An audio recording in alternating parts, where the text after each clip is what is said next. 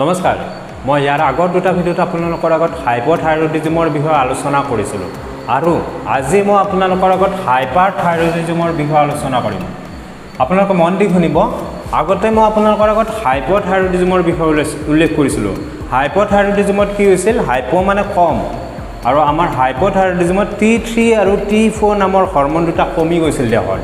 আৰু আজি আপোনালোকৰ আগত হাইপাৰথাইৰয়ডিজমৰ বিষয়ে আলোচনা কৰিম হাইপাৰ মানে হল বেছি যত আমাৰ T3 আৰু T4 নামৰ হৰমন দুটা দেহত বাঢ়ি যাব লগতে TSH বা থাইৰয়েড ষ্টিমুলেটিং হৰমন দুটা হৰমনটো আমাৰ দেহত কমি যাব এতিয়া আমি হাইপাৰথাইৰয়ডিজমত দেহত কি লক্ষণ দেখিব পাৰো তাৰ বিষয়ে অলপ আলোচনা কৰোঁ আমি হাইপোথাইৰয়ডিজমত যিবিলাক লক্ষণ দেখিছিলোঁ তাৰ কিছুমান উল্টা লক্ষণ ইয়াত হাইপাৰথাইৰয়ডিজমত দেখিব পাৰো যেনে আমাৰ হাইপোথাইৰয়ডিজমত ওজন বাঢ়ি গৈছিল কিন্তু আমাৰ হাইপাৰথাইৰয়ডিজমত ওজন কমিব পাৰে লগতে হাইপোথাইৰয়ডিজমত আমাৰ কনষ্টিপেশ্যন হৈছিল বা লেট্ৰিন ক্লিয়াৰ হোৱা নাছিল ইয়াত কি হ'ব হাইপাৰথাইৰয়ডিজমত আমাৰ ডায়েৰিয়া হ'ব পাৰে ইয়াৰ উপৰি হাইপোথাইৰয়ডিজমত আমাৰ ভোক কমি গৈছিল ইয়াত কিন্তু আমাৰ ভোক বাঢ়ি যাব পাৰে লগতে হাইপাৰথাইৰয়ডিজম হলে আমাৰ হাৰ্টবিটটো ধপধপ বেছি কৰিব বা আমাৰ হাৰ্টবিটটো বাঢ়ি যাব আৰু আমাৰ হাইপাৰথাইৰয়ডিজমত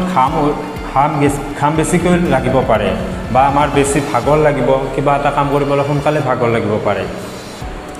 ইয়াৰ উপৰি আমাৰ টোপনি কমি যাব আমাৰ হাইপাৰথাইৰয়ডিজম হলে আমাৰ টোপনিটো বহুত কমি যাব পাৰে আমি আলোচনা কৰিম হাইপাৰথাইৰয়ডিজমৰ কাৰণবিলাকলৈ প্ৰথম কাৰণ হল অটোইমিউন ডিসঅৰ্ডাৰ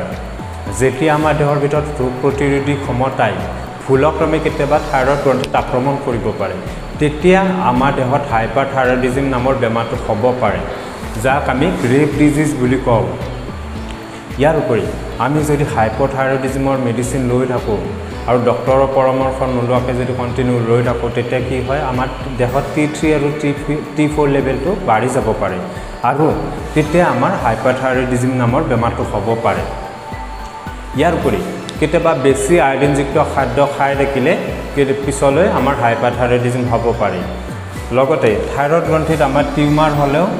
কেতিয়াবা হাইপাৰথাইৰয়ডিজম হ'ব পাৰে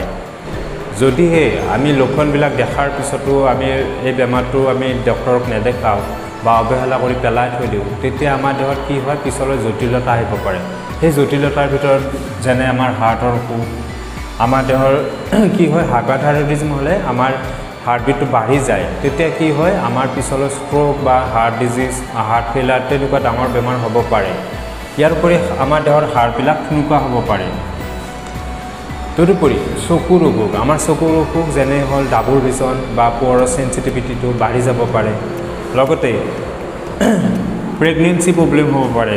যিবিলাক গৰ্ভৱতী মহিলা তেখেতসকলৰ গৰ্ভৱতী হোৱাৰ সময়ৰ আগৰ সময়খিনিত তেখেতসকলৰ ব্লাড প্ৰেছাৰটো বাঢ়ি যাব পাৰে বা নিউবৰ্ণ বেবীটোৰ ওজন বহুত কমিব পাৰে লগতে নিউবৰ্ণ বেবীটো উশাহ নিশাহ লওঁতেও কষ্ট পাব পাৰে এনেকুৱা বিভিন্ন ধৰণৰ সমস্যা আহিব পাৰে গতিকে আমি সময় থাকোঁতে অতি সোনকালে এনেকুৱা হাইপাৰথাইৰয়ডিজমৰ যদি লক্ষণ দেখা পাওঁ তেতিয়াহ'লে সোনকালে আমি ডক্টৰৰ পৰামৰ্শ লোৱাটো অতিকৈ দৰকাৰ এতিয়া আপোনালোকে চাগে হাইপোথাইৰয়ডিজম আৰু হাইপাৰথাইৰয়ডিজম কি হয় আপোনালোকে ভালকৈ বুজি পাইছে আৰু যদিহে আপোনালোকে মোৰ ভিডিঅ'বিলাক চাই উপকৃত হৈছে তেতিয়াহ'লে লাইক আৰু ছাবস্ক্ৰাইব কৰিবলৈ নাপাহৰিব ধন্যবাদ